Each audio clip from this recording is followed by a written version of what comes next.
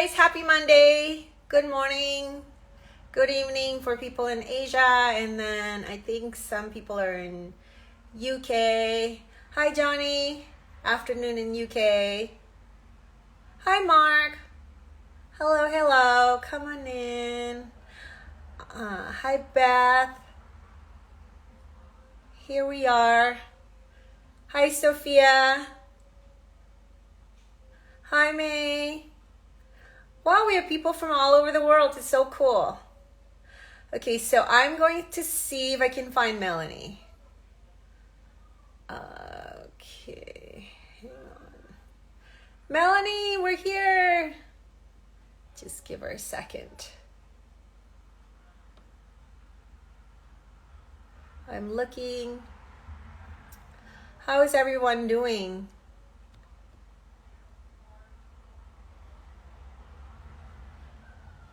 Hello.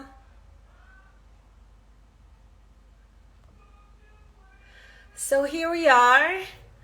I am super excited to have Melanie to talk about. Oh, hi, Melanie. Come on in.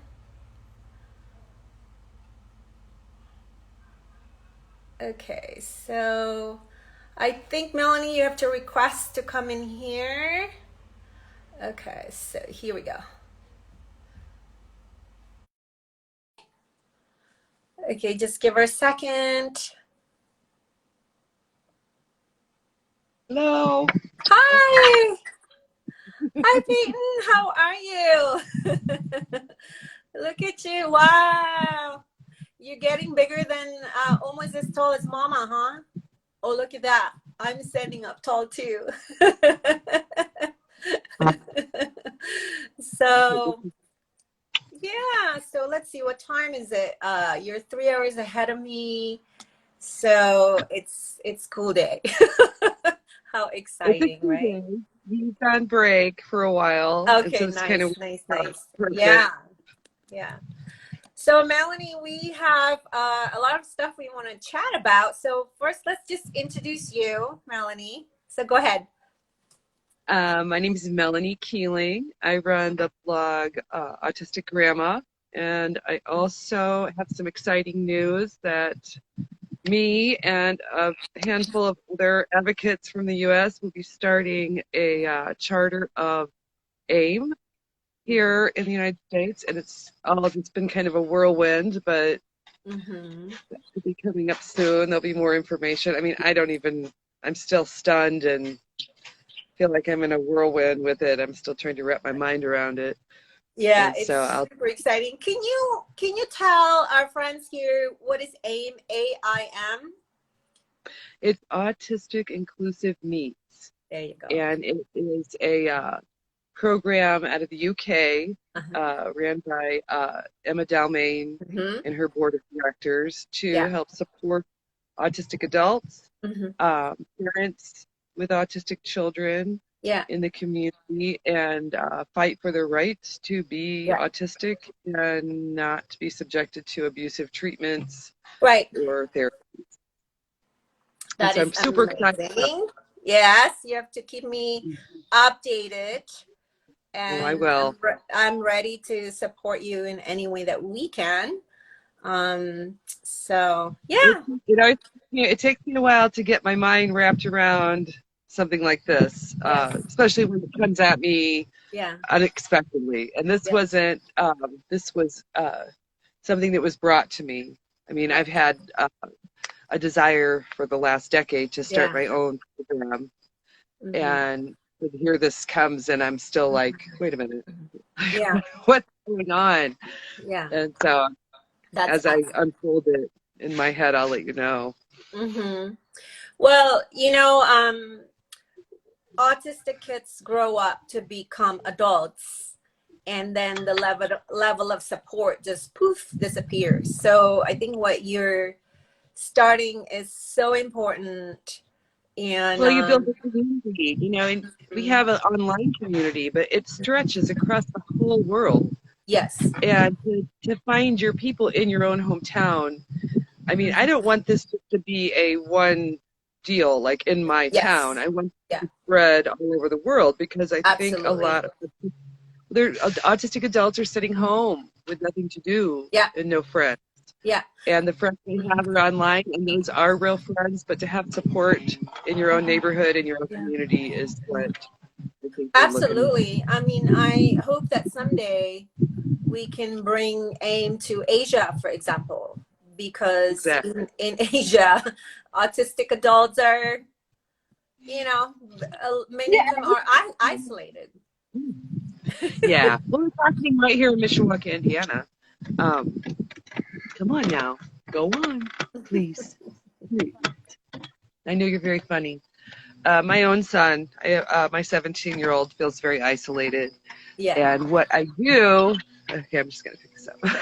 that's What okay. I No do worries. is I have holiday parties and invite autistic people because it's funny because when you're autistic, Hmm. autistic people are drawn to you. Right. And so I have this whole clan of family members that I have, I'm sorry, He's that I bombing you. have It's so funny. for them. I've collected these people and they've Uh-huh. collected me, we found each other. And Yeah. so I have these huge parties that you would think autistic people would not want to participate in, but because of the way I set it up, there's plenty of room to spread out and Yeah. sensory areas, decompression areas, Yeah. and we could go for hours and hours and just Exactly. enjoy ourselves. That's And amazing. Yeah. So I I plan think, to expand it. yeah, yeah, exactly. So that is a good entry to what we want to talk about today about autism in women, in particular, how we navigate relationships and friendships in particular, because I know in my 30 years working with families raising autistic children, friendship is something that parents are very, very worried about. Like, will my child grow up having people who care about him or her? We don't want our kid to grow up and be lonely, and therefore, a lot of people resort to teaching social skills, and because of that worry of their autistic children growing up and become isolated. So you and I are both, well, I am a late diagnosed with ASD. And can you take us back to when you were younger? How do you remember, have memories of navigating just being able to have friends at school? Do you have any memories of that at all? How I that was? do. Mm-hmm. I found my people. We were maybe we would, if most people would call them the outcasts. Right. Um, I was kind of big and boisterous, and it was easy to find me. You know what I'm Mm-hmm. saying? I wasn't one of your quiet autistics. I was a loudmouth, Mm-hmm. and so people were drawn to me. Um, I was bigger than anyone in the school Mm-hmm. until about ninth grade, Right. and I was kind of a bully buster, Mm-hmm. you might say. I don't know. That's something Mm-hmm. that I Yeah. didn't allow people to be bullied.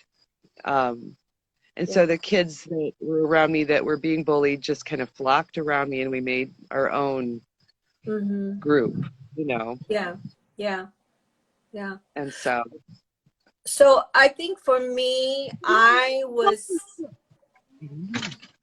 the opposite. I was the quiet one where I was watching everyone. And I had a friend who would do all the work for me and do all the talking for me. So I would right. just hide behind her, and we're still friends to today. And yeah, I also remember, like, after school every day, I have an imaginary friend that I would just talk to just rehearse what happened at school and just think about, like, did I do it right? Or it's just like every day I would do the same thing with my imaginary friend and to just rehearse what happened at school in terms of, like, did I do the right thing with my friends? Right. So I remember that. That environment is hard for anyone to navigate. I would say there's probably a handful of kids in any given school that find it easy. But when you have social disabilities, Right. of course, it makes it harder. And I think that's where the whole idea of finding your people, finding your group, I think that's where it plays in. And I think a lot of times parents are, they're scared. Like, Yeah. for instance, my 19-year-old wanted to be on Minecraft all the time, Yeah. right? Minecraft. Well, I just allowed it to happen. And Right. guess what? Right. They found friends Yeah. on Minecraft servers. And and that branched out into finding a few friends at school when they were in Right. school that were into the same special interests, if you want to Right. call them special interests. Right.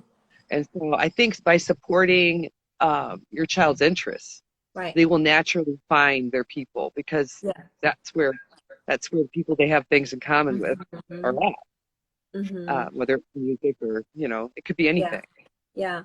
That's a really, really good point to explore. When it comes to interest, I think for younger kids, it's not really apparent yet, but I think loving screen activities, whether it's on the iPad or then it evolves into PS4, Xbox. My son's exactly like that. He plays every after. It's one thing he looks forward to every afternoon at 4 is to hang out online playing these games online. And I actually have noticed that his ability to stay calm and to be able to just communicate, to negotiate, and do you need to Make you hold higher? on. Go ahead. Just don't bring him out here, all right? Why? Because I'm asking you to.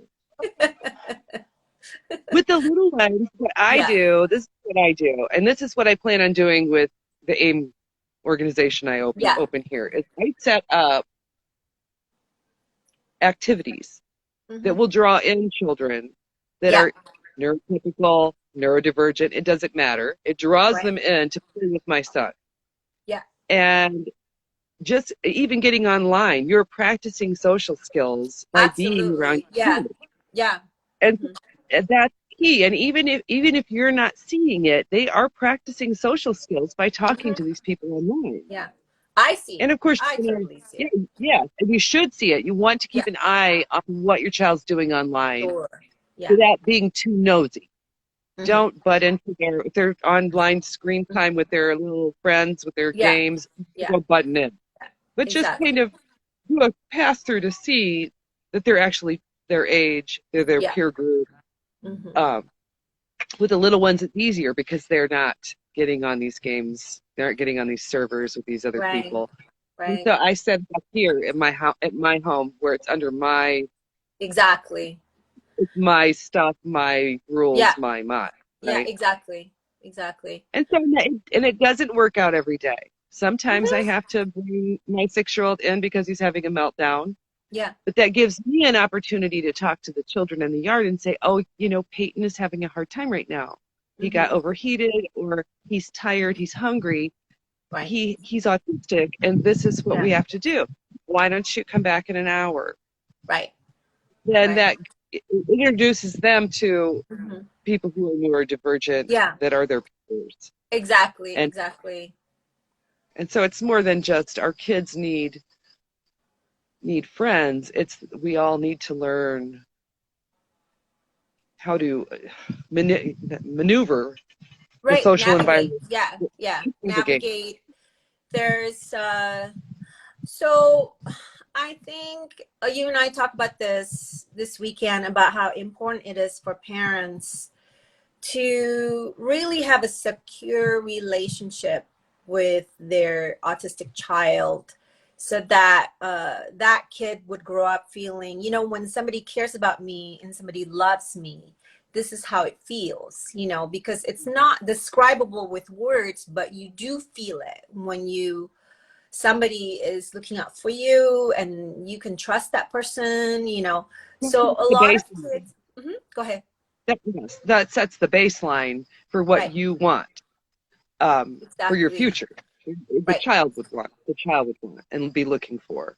Yeah, Exactly. it's So autistic kids and also autistic adults, we don't have the words, or I think we don't always understand what friendship is like. It's like blurry, like we can't describe it, we can't describe how we feel, but I think that feeling, that attachment is very, very important, and this is why parents, that is, I think, the number one job for parents is to really have a strong attachment, because it helps with navigating friendships and relationships.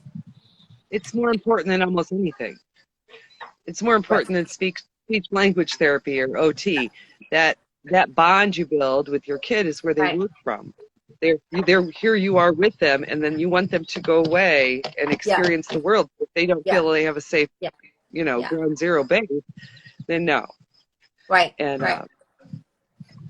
An example of this would be, well, I always think that we as parents, we cannot protect our kids from how other people behave in the real world, and our kids are like, sometimes they're easy victims, you know what I mean? And an example would be, like, my son really wants to please his friends. So I think when he was in maybe second grade, older kids would see he has this ball or this toy, and they would make a bet with him, knowing that he would lose. right. So there are people like that, right? Well, I do a lot of the work I do behind the scenes is with adult autistics on how not to be a target Right.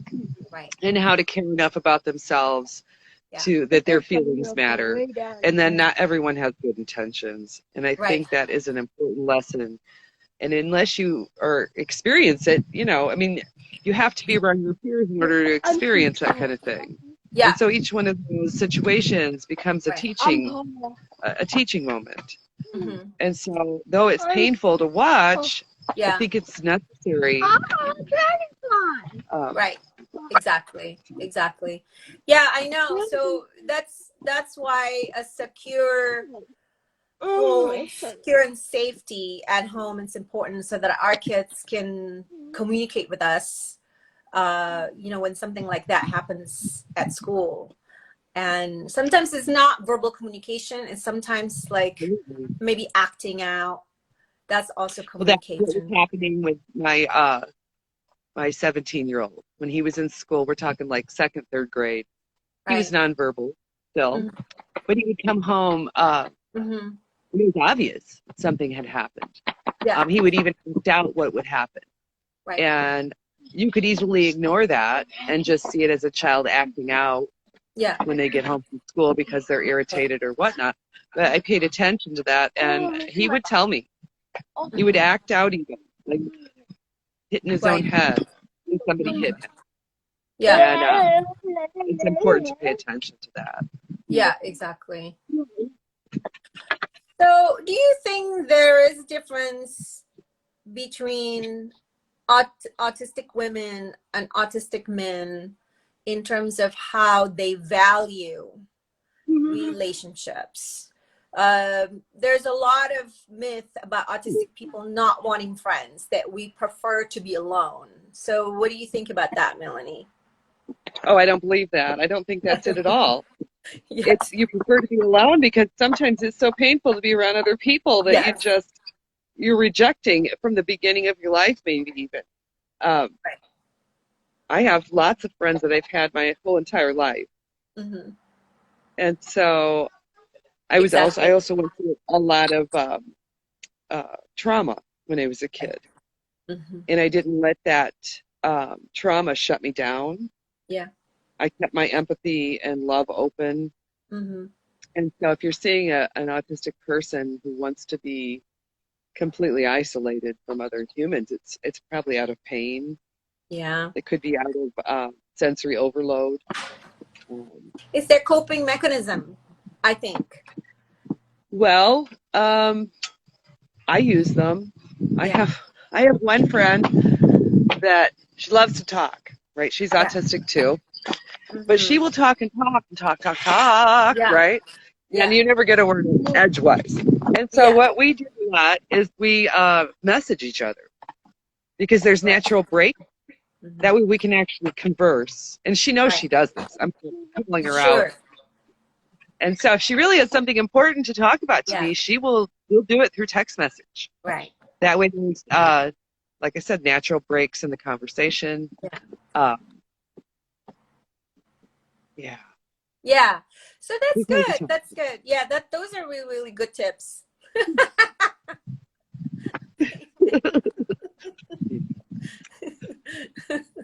So I think that those are really good tips for parents of younger kids here to explore different ways of connecting with other people, help them to find their own tribes. And I think Yeah. texting is a really good way, or maybe audio recording. Just explore different ways early as they grow up, so they have different ways that they can connect with people. With the really young ones, I tried to take them out into the world. You know, I tried to take them to the zoo, and it just never really went well. Right. And so that's why I started setting up environments at my own home and inviting people to my home, because that way the child has an escape. My son can go inside and take a breather. Yeah. If you're trapped at a zoo, like say it's 90 degrees and you're at the zoo, where are they going to escape to? They're going to escape into a meltdown. Right. And so that all that teaches them then at that point is that they hate the zoo. And then anything that goes with that, they hate it also. Yeah. And so small steps. Yeah. Without any pressure. Yeah, small step, and also planning ahead a little bit to think about a sensory friendly environment. I love what you're saying about hosting the play dates at home so they have some downtime time, a place to go and regroup. That's really important. Well, when I have large gatherings of autistic people at my house, I set up at least 2 sensory rooms with a game system, STEM toys, in the back of the house, so they can escape the noise and then rejoin. Because if they're given that opportunity to leave and come back, then they may come back. They just need to decompress. Yeah. So I think the conclusion for this part in terms of do we enjoy being with other people, especially other people with common interests? Yes, absolutely.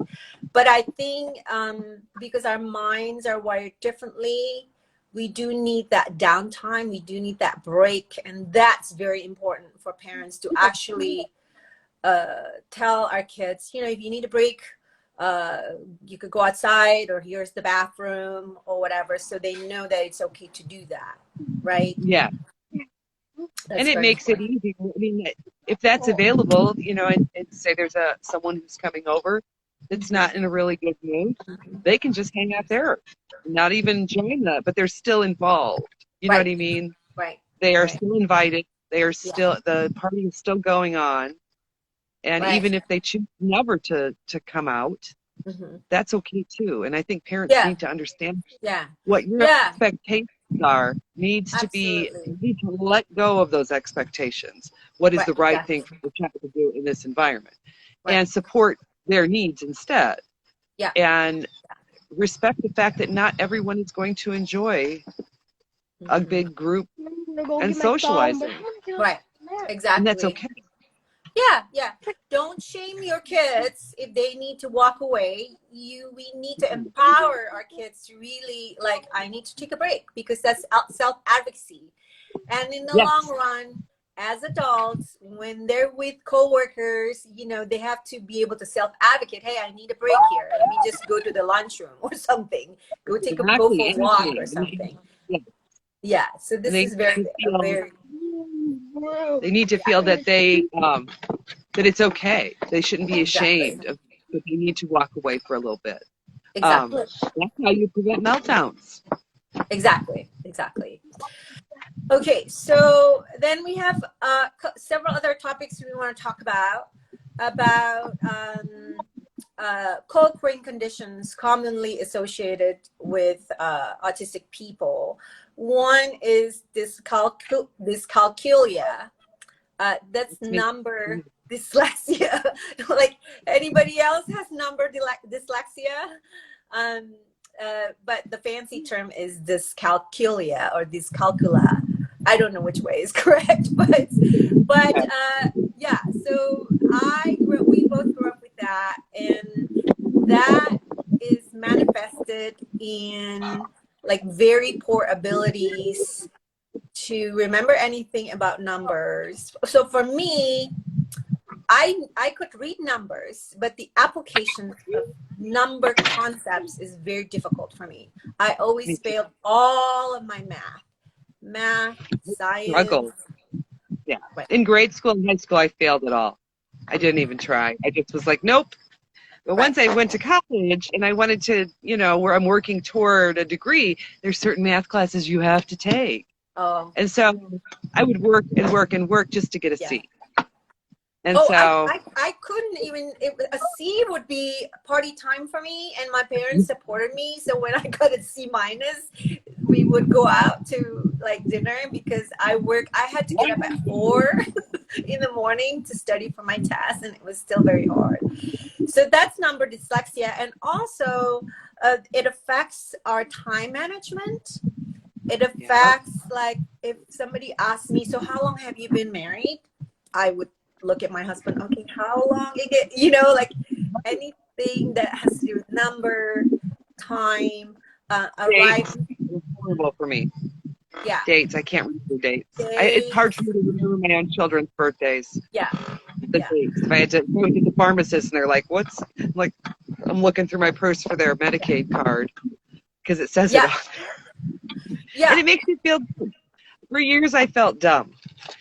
And that's when I realized that before I even realized I was autistic, that it's okay. I'm just not a numbers person. And trying to make me into a numbers person is not going to, that doesn't work. It doesn't work. Yeah. And also I think it affects our sense of directions. Like, I have no idea, north, south, like no idea. Anything that has to do with adding that is super simple, like converting time zones. For me, I have to. I'm so glad it's not me, just me. Like time zones. I'm trying to think what other examples, Melanie. Dates. I still have to visualize counting with my fingers, believe it or not. No, I do too, and that's why we have calculators on our phone. Yeah, exactly. Thank God for calculators. With a calculator for your whole life. Yes, we are. Yeah. Okay. So there are a lot of audience here from Asia, a different part of the world, my country, where in Asia, math, being successful at school, it's very, very important. So my message for the parents here, if your family member really struggles with anything that has to do with math calculations or, time management or anything like that, this is the reason why, because they probably have number dyslexia, and the fancy term is dyscalculia. So I wanted to make sure. Okay, so the next condition we want to talk about is the Irlen Syndrome. Is that how you say it correctly? I don't know. Yes. It seems that a lot of autistics have this syndrome, and I may have it myself. I've been diagnosed with ocular migraines. I have dyslexia and other symptoms. Now, I have not sought out to get the special glasses yet because I just haven't had the money. Right. But I'm going to. The blue block lenses. I'm going to try it because it's such a simple. Yeah. So I have this syndrome too, and let's describe it to our audience. So for me, the contrast from like bright light to something less dark, that could be a migraine trigger. Yes. It's like when I go for a walk. Yeah, right? I was outside I was outside and I went into the kitchen where it was a bit dimmer, and it hit me immediately. I started seeing a flashing light in my eye. Yes. And it just got bigger and bigger, and it makes you dizzy. And I went to the eye doctor, and they said that was a migraine trigger. That's what it is. Yeah. And sometimes I'd be washing the dishes in front of the window, and then I turn around and I just feel dizzy, and my visual perception would change, you know. Right. Yeah. So sweet. Yeah. I mean, it scares me because what if it happens when I'm driving? You know? Exactly. You have to go sit down. It makes you so ill and dizzy. Right. Mine don't have pain. Yeah. I don't have a headache. You know what I mean? It doesn't always, a migraine doesn't always mean a headache. Right. But it just feels, there's an after effect internally. So driving and being outside is really, really hard for me. It tires me. And I have actually gone into different car, like a car that's not mine, many, many times, because I get so confused, like outside in bright light. It's like I cannot function, you know, and my husband always make fun of me because, you know, it has happened like many, many times that I just get so confused outside because of this Irlen condition. And now you just it's an actual syndrome. It really, I mean, I was grateful to figure, you know, to find this out. Yeah. Because it answers the questions, you know, why am I having these migraines? I have cancer. And so I was actually worried that it had moved to my brain. It's funny, but it's not funny, but now I know. Yeah, exactly. Yeah. So the last one we want to talk about is a condition called Ehler Danlos syndrome. Yes. And many autistics. Many others, but this is the last one we're going to share today. So can you describe it, what it is, Melanie? You know, I don't think I have it. And so I've listened to other autistics talk about it. It's a mobility issues where your joints are hyperflexive, and it causes damage and pain. Yeah. So I actually have it. And if you can see my legs, I would demonstrate it for you. So when I was little, little kids don't care how they stand or how they like their arm. I don't want to freak people out, but it's just hypermobility in our joints. So it's like our arms and our knees. So when I was little, I could just stand like, so my leg would go like, not instead of straight, it would go like that, like curve backwards. There you go. Yeah. I know. Yeah. I've never been diagnosed, so maybe you have some of it, and some people like to crack their joints and stuff because it's so mobile, I suppose. Doesn't the pain hit later in life though, where the damage comes from the being mobile? I know. So that's what it is. And I stopped doing that because people would make fun of me. So I stopped. I just learned to like not do that. You know? But that is something also like common. And I think in some autistic people, it creates a lot of joint pains. And we have to be careful when we get a massage, because I got an incident where my joint was popped, like, you know, so we have to be really careful if your kids have that, when they fall on the ground during tantrums, not to pull their hands or like sudden movement, because it can like pop out the joints. So we want to be really, really careful. So that was the last one. Does anybody have any questions? Let me just scroll up to see. There's somebody made a comment. I didn't have the luxury of setting boundaries as a kid growing up in the during anti-vaxxer hysteria and limited understanding and input from neurodiverse people. Yeah, I think we're really lucky today for us and also for our kids, because we have people like Melanie who can explain. There's so many awesome autistic-led Facebook group and Instagram. So we have to help our kids find their own community. That's super important. Super important. Yeah, It exactly. Okay, somebody was saying sometimes we have the friendship paradox. What does that mean? Like we're friends and then we're not friends anymore? What does that mean? Friendship paradox. Like,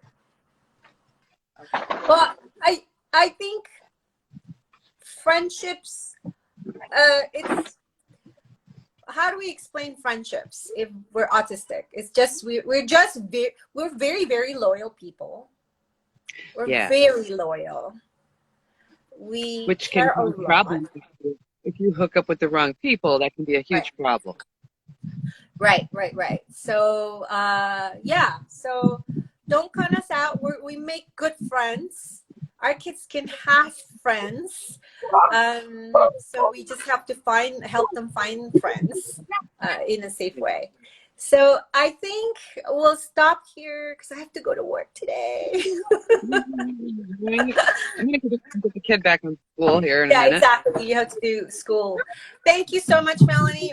Guys, follow Melanie on Facebook at the Autistic Grandma, and also here on Facebook at the Autism Grandma 1970. That's the same year I was born. It's a good. That's me too. April 22nd. Exactly, May 27th. Thank you, Melanie. Have a great day. Bye, guys. Bye. Thanks for joining us.